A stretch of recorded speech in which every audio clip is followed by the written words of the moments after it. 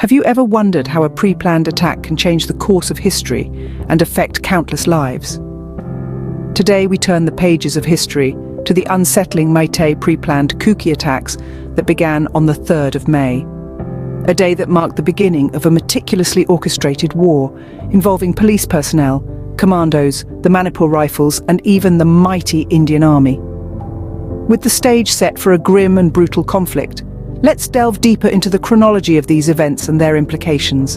The 3rd of May marked the beginning of a dark chapter in history. A storm was brewing in the Torbung Kuki territory, a prelude to a conflict that would scar the region for years to come. The Meitei terrorist group, known as the Arambai, had meticulously planned their offensive. With a strategy that was as chilling as it was calculated, they divided their forces into over 100 units, an infrastructure of violence that spanned across districts and communities. Their ranks included not just hardened fighters, but also police personnel, police commandos, and members of the Manipur Rifles. These were individuals who had sworn to protect, now turned perpetrators, their allegiances twisted in the face of a war that was rapidly spiraling out of control. As the conflict began to intensify, the Indian Army, the second largest military force in the world, found themselves powerless to protect the Kuki civilians. This wasn't due to a lack of capacity, but rather a complex web of political and societal factors that hampered their efforts. Hundreds of lives were lost, a tragic testament to the brutality of this conflict. The Arambai group, supported by prominent Meitei leaders, began to sow discord and fear. Their campaign of terror included the mocking of Christian churches across the state, the butchering of Kuki people, and the burning down of houses and vehicles. Billions of money was spent fueling this war, a war that could have been minimized within 2 to 3 days. Yet it was allowed to continue, a clear indication that the Manipur State Authority was complicit, if not directly involved. The Meitei Society's leaders and civil organizations attempted to divert the topic, blaming the conflict on illegal immigrants and narco-terrorists. However, these claims were baseless and wrong. The harsh reality was that the Meitei wanted to rule over and take over the Kukis, a desire that would lead to untold suffering and loss. Despite the presence of the Indian Army, the second largest military in the world, they were unable to protect the Kuki civilians.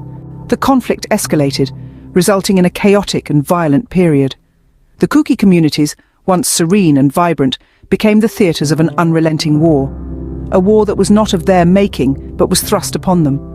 The Meitei terrorist group known as the Arambai meticulously planned and executed attacks that left deep scars in the heart of the Kuki community.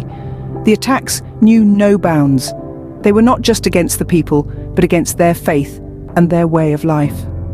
Christian churches, the pillars of the Kuki community, were mocked and desecrated, a sacrilege that further fueled the fire of conflict.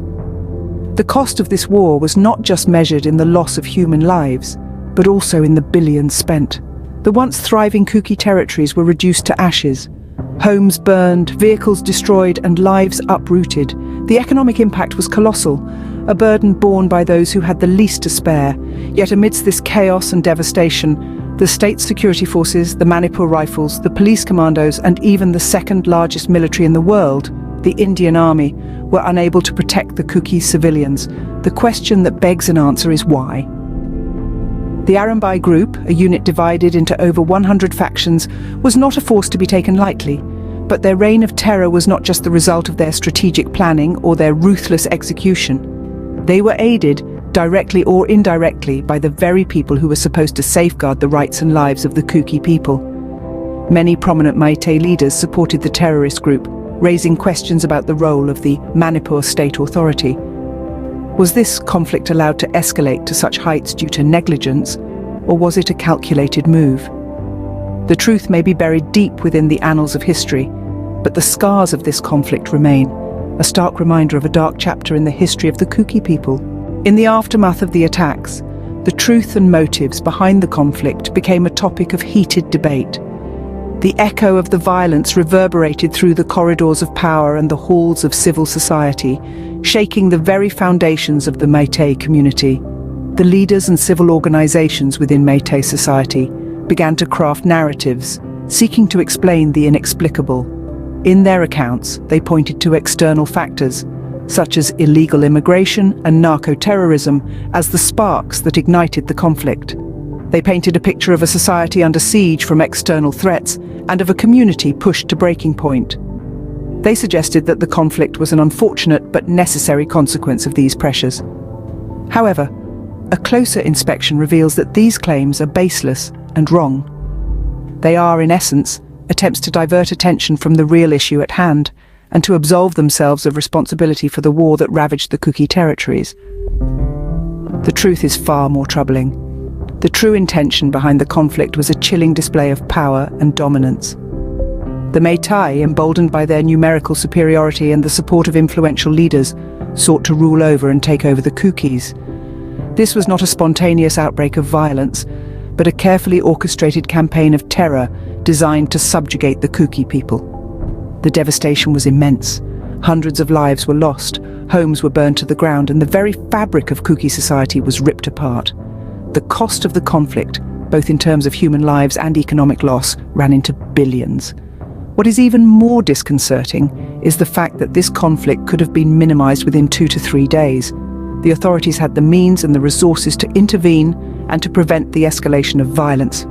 Yet they chose to stand by and watch as the war unfolded, leading to devastating consequences.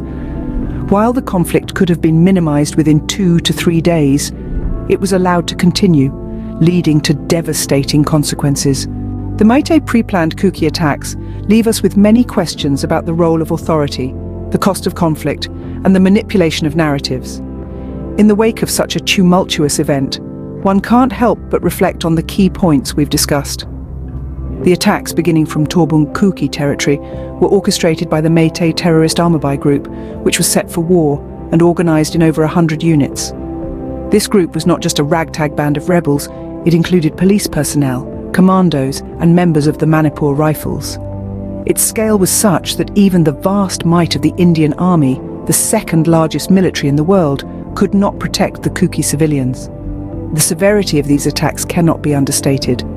Hundreds of lives were lost, Christian churches were mocked, and Kuki people were butchered. The mayhem extended to burning down houses and vehicles. The financial cost of this conflict ran into billions. Prominent Meitei leaders openly supported the terrorist group. Yet the state authority did not intervene in a timely manner.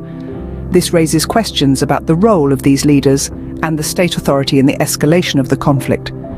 Instead of addressing the issue at hand, Meitei society leaders and civil organizations diverted the narrative towards unrelated issues like illegal immigration and narco-terrorism.